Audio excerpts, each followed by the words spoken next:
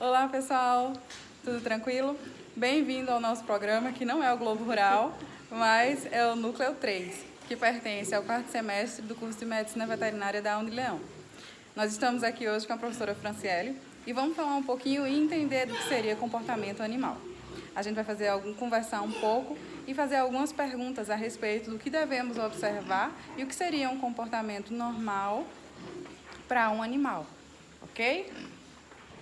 Bom, pessoal, como a gente vem falando em sala de aula, os comportamentos dos animais têm um grande valor adaptativo para esses animais, isso ao longo da evolução.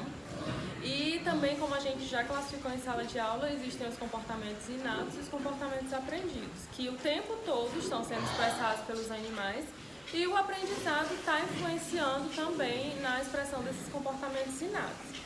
Então, os comportamentos inatos são aqueles determinados geneticamente, que já nascem, o animal nasce com aquele comportamento potencialmente pronto para ser apresentado.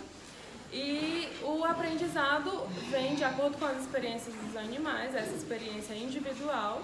Então, apesar de que a gente pode ter animais de uma mesma raça, de uma mesma espécie, de uma mesma raça, criados em um mesmo ambiente, esses animais podem interpretar as condições que nós oferecemos para eles de forma diferente, né? E isso vai ter como consequência respostas de comportamentos diferentes. Comportamentos inatos, eles são super importantes para os animais. E como eu já falei, como fazem parte do processo de evolução dessas espécies, das diferentes espécies que a gente queira estudar ou queira observar, a possibilidade dada aos animais de que eles expressem esses comportamentos inatos é muito importante.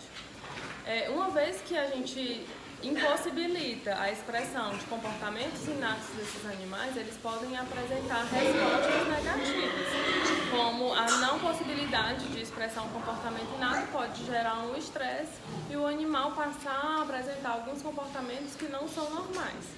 Como é que a gente vai conseguir perceber se um comportamento é normal ou anormal? Para isso, a gente precisa entrar muito a fundo no que é cada espécie, para conhecer quais são as características comportamentais dessa espécie que a gente quiser estudar, seja ela qual for, e conhecer muito bem, tanto teoricamente como também na prática. A nossa experiência de vivência com os animais ajuda muito na hora de a gente conseguir identificar um comportamento que é normal, que é característico da espécie, e identificar um comportamento que é anormal. Então, a gente conhecendo o que é o comportamento inato dos animais, mesmo que tenham influência do aprendizado, mas os comportamentos característicos que fazem parte do repertório comportamental da espécie, a gente consegue identificar eles no ambiente e como o ambiente também pode influenciar na forma com que eles expressam esses comportamentos. Então, os animais evoluírem em uma determinada condição ambiental, né? Então, alguns comportamentos podem não fazer sentido no ambiente de criação que a gente proporciona a eles. Então, nem sempre todos os comportamentos que a gente vê ou que tem como natural da espécie, a gente vai conseguir identificar também no ambiente produtivo. Aí eu relembro vocês de algo que a gente falou em sala de aula, que é o comportamento no vácuo. A gente vai relembrar um pouco do que a gente falou em sala de aula, que é uma variação do que é o comportamento motivado, que é o comportamento no vácuo. Quando o animal tem um estímulo interno muito grande de executar determinado comportamento, porém o estímulo externo ele é inexistente ou então é inadequado. Isso pode acontecer em alguns sistemas de produção, devido às condições ambientais às que a gente submete aos animais. Algumas condições que nós oferecemos aos animais, nós não damos a ele toda a complexidade que ele precisaria para explorar e dar vazão a todas essas motivações internas que eles têm naturalmente, né? São oriundos do comportamento inato. Então, alguns problemas comportamentais podem aparecer como estresse devido ao ambiente em que eles vivem, a falta de estímulo no ambiente que a gente proporciona. Então, o suíno é um animal extremamente explorador, usando o suíno como exemplo, já que a gente está aqui no setor de suinocultura.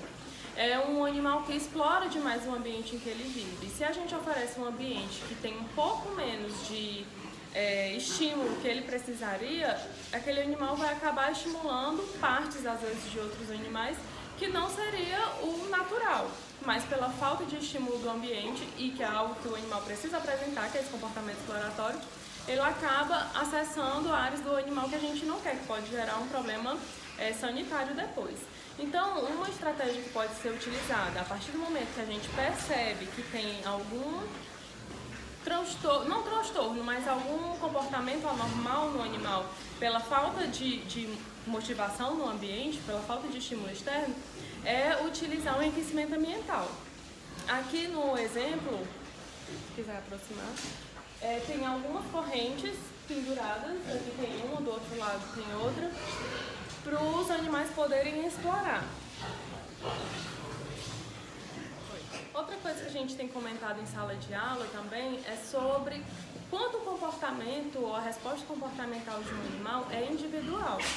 Então, eu falei para vocês que assim como nós temos nossas personalidades, os animais têm diferentes tipos de temperamento, né? Então isso vai influenciar na forma com que eles reagem ao manejo ou à situação em que a gente coloca eles. Essas diferenças, elas podem ser observadas entre raças diferentes, certo? Inclusive indivíduos diferentes de uma mesma raça. Mas essa questão racial é muito importante, uma vez que o temperamento tem uma base genética, determinada geneticamente, e tem também uma influência do ambiente que o animal vive. Então, pessoal, a professora Franciela ela falou um pouquinho com relação ao temperamento ligado à genética. Como nós estamos vendo dentro de melhoramento, existe o fator seleção dentro do rebanho. A gente está aqui na suinocultura e logo aqui atrás vocês estão vendo duas fêmeas, uma duroc, tá, que é aquela mais marronzinha, e a landrace, que é essa rosinha que vocês estão vendo.